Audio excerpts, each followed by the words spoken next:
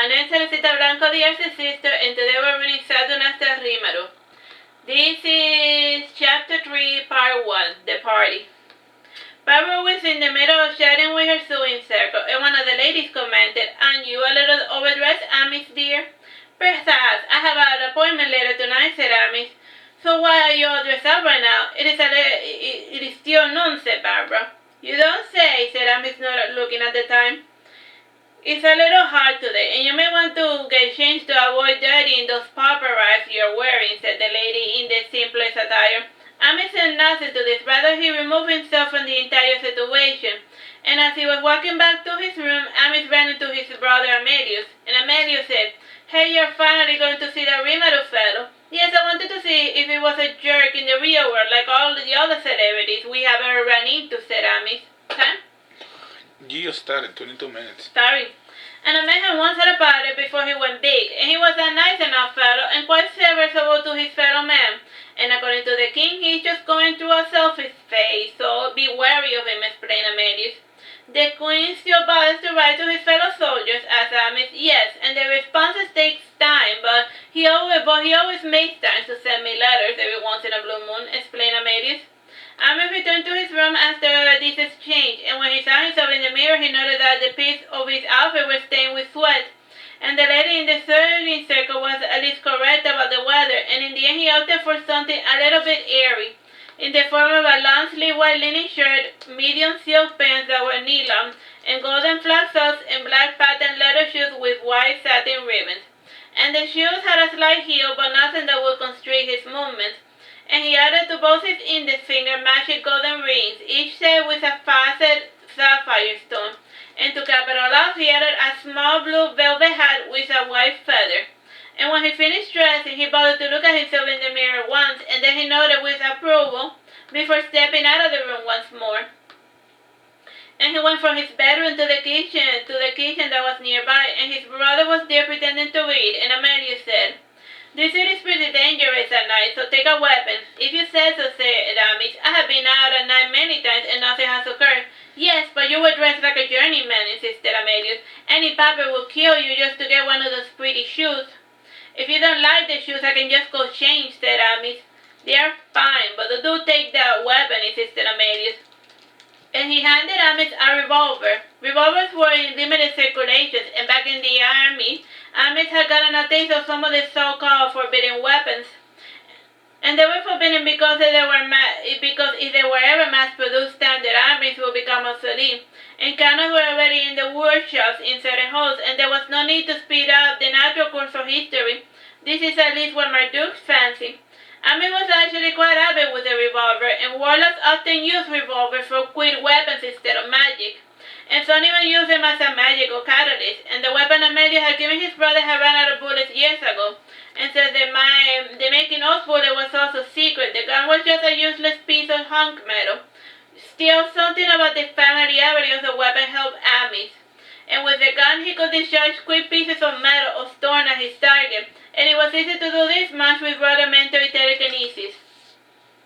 And when Amis put the gun in his holster, he hoped not to use it. As he stared at the gun, and the strands of his hair started regaining some of their natural black coloration. And when Amis looked at his brother, the hair returned to its normal green color. And the twins looked at the time, and then Amelius said, "You should get going. Lady Tullia's mansion is quite a distance away on foot."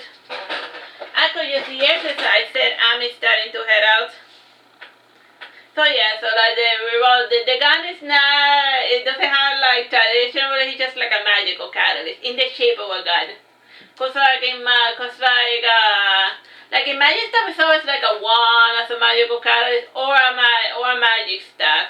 Never anything else, you know. I'm making a lot of sense. And only once in a blue moon, like an archer bow.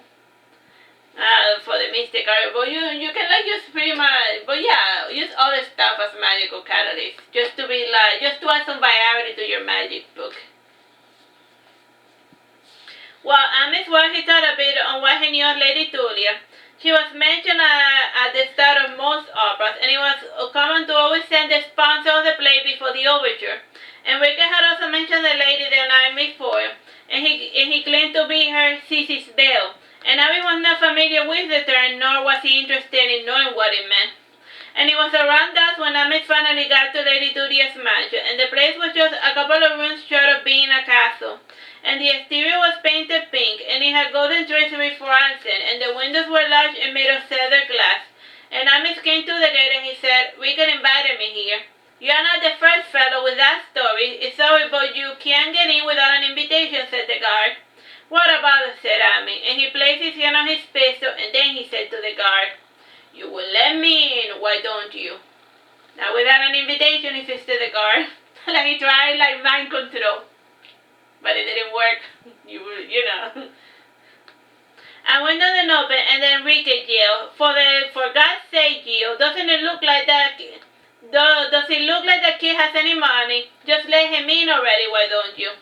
Gio sighed and said, "Well, it was worth a try." So, he knew that he was invited, but he was just trying to, make it difficult to get money out of it. You know, like how the guards in, the Skyrim wholesale video, you can't get in unless you pay the toll, until you pay the tax, but there is no tax. You just gotta bribe him, otherwise it's just like a jerk, you know. But there's some, border patrol champs in fantasy world settings that are just like that. They want to get their 10 gills. Time? You're fine. 17 minutes. You could have just said you wanted a bribe, said Amis getting past the gate. "Is it too late to ask for one?" asked Gio. "Yes, and I do apologize for the inconvenience," said Amis before walking up the steps. The mansion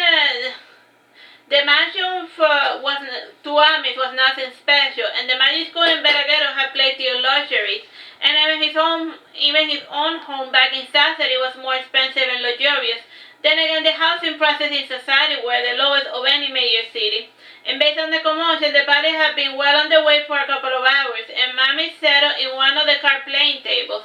And after waiting a couple of rounds, he went to do something else with his time. And Amis never played cards unless if he had a way to cheat to win. And in this case, there was a reflective surface behind one of the card players, and he was able to make out more or less the shape of the cards as well as the colors. And from there he found Rickard in the ballroom, and he was talking to Lady Tulia. And when Rickard saw Amis, he said, "Look here, Lady Tulia. This is the little magic fellow I was telling you about." "Ah, yes, Amy was," said Tulia with a bored look on her face. "It is Amis, not Amy," corrected Amis. Lady Tulia was about 69 years old, and as a former courtesan from society, she still maintained a good frame. Only the wrinkles on her face and neck were telltales of her true age, and she wore her hair up in a powder white wig, and the bulbous dress followed the same pattern as the house with the pink and the golds. And sitting beside her in the prime position was a hairless Sphinx cat known as Zombie Bard. And according to Amelius, the cat had been a mouser in a pirate ship, and now that the cat was getting in years, he had retired to the suburbs. And Amis looked at the cat, and the cat turned his face so as to not look at the fellow. "Oh, kitty," and then the cat would, "You don't exist." Rickard commented, "I would not pet him if I were you." "I wouldn't dream of it," said Amis. "They tell me you are a warlock or so," said Tulia, standing to her small talk. "Is it any different than being a tower mage?" "Well, the tower mage is just focused on magic. And in Veragero, they try to build up your physical strength as well, and many a times you're doing push-ups with a magic tool right in front of your face. And it is pretty tiring with the dietary restriction, and everything about the experience is micromanaged by your tutor, and one cannot even have a bowel movement without someone's approval," said Amis, sighing. "Sounds pretty tiring indeed," commented Rickard. "It is no wonder you dropped out." "Yes, but it's not as if I did not learn anything, and I can get by with what I have," said Amis. To change the conversation, he added, "So where is Rimaru?" "Oh, Rimaru. He is suggesting the dance partner to a marathon, and the pair have been there for 2 hours, but their opponent just won't give up," said Lady Turia, gesturing towards the ballroom. And Amis walked in the direction of the ballroom, followed by Rickard, and there was the usual dancers, but in the middle there were 2 pairs of two very tired-looking dancers. And the dancers twirled, and Amis recognized Rimaru with his male companion, a stoic gentleman of 48 years of age. And from up close, Rimaru seemed a bit short, and Rickard explained to Amis, "He's usually paired out with shorter artists, but he's not really that tall at all." After remembering a bit, Amis realized that in the place Rimaru was always sporting heels as well, and heels had become quite popular after the war, and it was just a good way for short folks to get a little extra height. And before then, heels were mainly used by the unheld cavalry to maintain their feet secure in the stirrups, and the fight was quickly getting out of hand with the introduction of the shiponi. And the Ditulia was wearing such chipones even though it increased her chance of falling by 67%, and to avoid this, Ditulias always summoned any random gentleman to shout and walk with her to sustain her. So like, the chitones are like the ridiculous platform heels. Mm-hmm. That's like their official fashion name. Chitones. Yeah. Time? 30 minutes. Rimaru danced and twirled, but he stopped suddenly when his eyes landed on Amis, and Amis felt Rimaru's gaze, and he quickly looked away. Rimaru then said to his dance partner, "I am bored. Sorry for all the trouble." "I don't mind," said the fellow. "It is not as if I have anything better to do with my time on this world." The voice of the fellow sounded a bit familiar to Amis, and the fellow was one of the Saurians from the mountains, and he came down to Aragon during the summer to trade. And Rimaru came towards Rickard and Amis, and Rickard whispered to Amis, oh my god, he's coming this way!" "Relax, sheesh. He's still made of flesh and blood. There's no need to make a big deal about it," retorted Amis. "Can you just let me have this?" "Don't make me regret it," started saying Rickard when Rimaru came close enough to converse. Smiling gleefully, Rickard said after bowing, "You honor me, Sir Rimaru." Rimaru offered to Rickard a dainty little hand, and Rickard took it and barely grazed the hand, and then he placed the hand to his forehead. Amis raised an eyebrow, and then he said to Rimaru, "Is that really necessary?" "It amuses me," said Rimaru, smiling. Rimaru was said to be 29 years old, and without heels he was just about 5 feet 8, though with them he reached 6 feet, and in the place he always wore different colored wigs. As such, he wore his natural silver hair rather short and curly, and as with most charismatic acting wheels, the charm was found in his eyes, and they were an unusual strong blue hue, and on the certain lights they acquired a certain lavender color. Time? 11 minutes. As far as physique, Rimaru was slender, with well-defined musculature, and the anatomy of the fellow reminded Amis of a martial artist teacher in the magic school. And Rimaru's mouth was also a subject of debate, and when Rimaru sung, his canals appeared particularly large, and as a result, it was a popular belief that he was a vampire. And the theories have plenty of holes, considering that he could pass through running water, and he could enter people's homes without any invitation. And when he went to temple to sing at the masses, he did not spontaneously combust, as did all the vampires in the past when they went to church. And Amis looked closely at Rimaru's face, and he heard the man's silky voice, and both the face and the voice could either be feminine or masculine. And Amis offered his hand to Rimaru, and Rimaru narrowed his eyes as if thinking of something, and in the end Rimaru sighed and said, "What a bother. Sorry to disappoint," said Amis. "I am used to it." "You're far too hard on yourself," said Rickard, and he then said to Rimaru, "So how may we be of service?" "I was pondering about your singing," said Rimaru, pointing at the gun. Amis took out the gun, and he handed it to Rimaru, and Rimaru examined it over the top, and then he said, "This is called a Lefebvre revolver. Only 107 guns of this type were ever created. I had no bullets for it. I just use it as a magical catalyst, and I can get a quicker draw with it than with a wand or a magic staff," explained Amis. "That sounds fun, but quick cut is never an issue for warlocks," commented Rickard.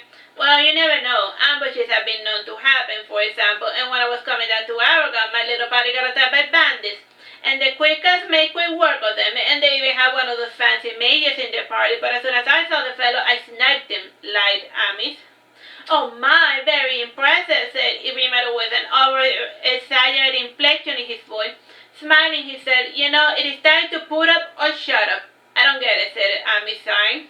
"It means that you should run back to your home," whispered Rickard. Amis, who was bored, said, "I don't really feel like it." "It is your funeral, my friend," said Rickard, sneering.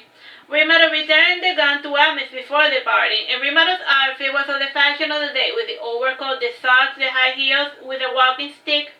In only the thread in the collar, which was pink and gold, And around midnight, Rimaru sent for the entire party for free, and he sent one of the popular songs of the day, Along Came Ronnie.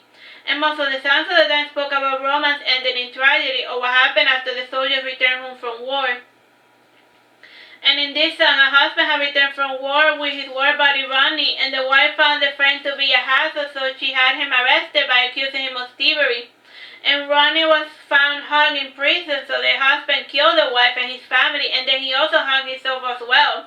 And the plot of the song was pretty sad, but it had a catchy beat and a chorus so well. And the chorus so well, so plenty of folks who danced to it. And it was around midnight when Ricky said, "We should be heading back." "Yeah, sure," said Amis, not bothering to get up. "In the end, you did not find out anything new about Rimaru," commented Ricky. "The entire mini experience was at least not a nice change of pace," said Amis nonchalantly. Enrique was waited a little as if waiting for Amis to say or do something, and then he said politely, "Well, good night, Amis. You can find your way back home from here, I wager." "I'll be fine," said Amis. "But the gondolas don't run this late at night," said Ricky. "It's fine. I will probably stay at a nearby inn or something," said Amis. The pair walked towards again, and Ricky stopped once again as if waiting for something to happen. Amis returned Ricky's confused stare with a dull, bored look.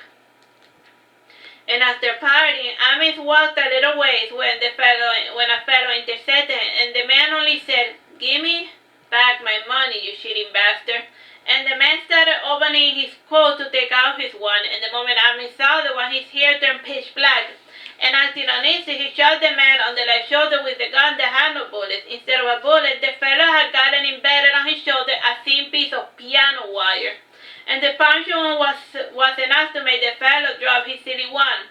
And the guy cursed while Amis bandaged him up, and eventually the mage with his rage squatting summoned forth fire, and the flames came towards Amis, who started to run away. And the mage started running after Amis, but was short-winded after a couple of steps.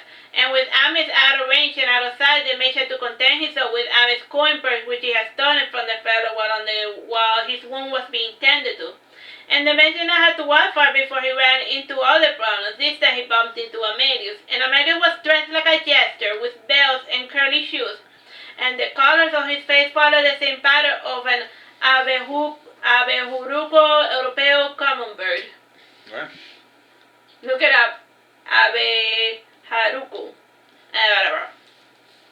It's a weird bird. Time, bro? 6 minutes. Amelius did a number on the mage after he recognized his brother's coin purse, and the life of this mage was spared, but he left Aragon to avoid running into the dangerous twins. A month passed, and Amis returned to his daily routine, and he worked in the garden, and the basic enchantments, and worked in Barbara's sewing circle. And by now the ladies were used to Amis, and no longer yapped or spoke to him, and the maidens unanimously thought of him as a piece of furniture, and Barbara no longer bothered to force small talk with the fellow. And slowly, little by little, Amis was becoming quieter and more isolated, and the only fellow who worried about it was Amelius. And when the sudden frost came, most of the flowers died, and Amis cried for hours over it, and it was at this point that Amelius really started to worry about his brother. And after consulting with a listener, Amelius started to retrace the steps that Amis took the fateful day at the party. And Amelius imagined that something or someone was responsible for his brother's suffering. At first he traveled to the Tower of Sustenance to speak with the mage who had attacked his brother, and his arrival there with the dragon Imbar caused a big of a fuss, but Amelius did not care. And when Sustenance heard the issue, he realized that he summoned the mage that had caused the problem, and after a candid conversation, Amelius was convinced that the mage was not the problem. And from there he returned to Aragon, and the entire flight took about 2 days. And when he returned to Aragon, he went to pester Lady Tulia, and as soon as Tulia saw Amelius, she guessed what was the matter, and she gave a detailed account of all of the interactions she had with Amis and the interactions she saw from afar. And while there, Amelius pestered Rickard as well, and Rickard limited himself to saying that he spent a night talking nonsense with Amis, and he omitted the sleeping part because he did not know how Amelius would react to it, and the only thing Rickard knew about Amelius was that he was a blue-collar war veteran who sometimes dressed like a clown to fight crime. And Amelius never brushed shoulders with the nobility, nor did he attend parties. And there were days when he looked after sheep or other animals for free, and in every respect, Amelius fell under the category of being a crazy person with influence. And after talking with the little dancer, age 9 theater historian society, Amelius got a couple of job offers for Amis, and the folks knew that Amelius had a twin, but they assumed that the twin would be blue as well, and the final person he bought was Rimaru. And Rimaru was a little harder to get to, in part because his fans told him of the coming of Amelius, and to avoid Amelius, Rimaru got on the underground metro and left to another world. And he figured that Amelius would not be able to find him there. And 2 hours later, Rimaru saw on the television humans reporting about a UFO shaped like a dragon. And after this, Rimaru finally had to have an audience with Amelius. So, like, Rimaru went to another world, and he found and Amelius found him there. Yeah. All right, time. 3 minutes and 10 seconds. Nobody knows what transpired in the meeting, and about a week later, Amelius returned from his pointless wanderings, and he found his brother looking quite amused indeed. And in a stroke of genius, Barbara had decided to get Amelius a pet while Amelius was away, and Amelius had always opposed the idea of pets, and he claimed to be allergic to fur, but Barbara had tested him several times by collecting fur from different animals and putting them on her husband's pillow. And the truth of the matter was that Amelius disliked animals, and he saw them as an element of chaos, and he only tolerated them in small dosages. And after thinking this through a lot, Barbara realized a little something, and in order to get back at her husband, she had punished him in the form of a bat. And when Barbara went through the pet store, she looked through the entire inventory, and she found the loudest, heaviest, crashiest deep pet discount pet in the store. And the store owner called it Lyron. And in other parts, the Lyron was known as the King Kaku. It's like a type of weird, like fairy something. It's spelled Liron. Look it up. Time? 1 minute 30 seconds. Let's just leave it here. She got him a pet to honor her husband. Bye bye.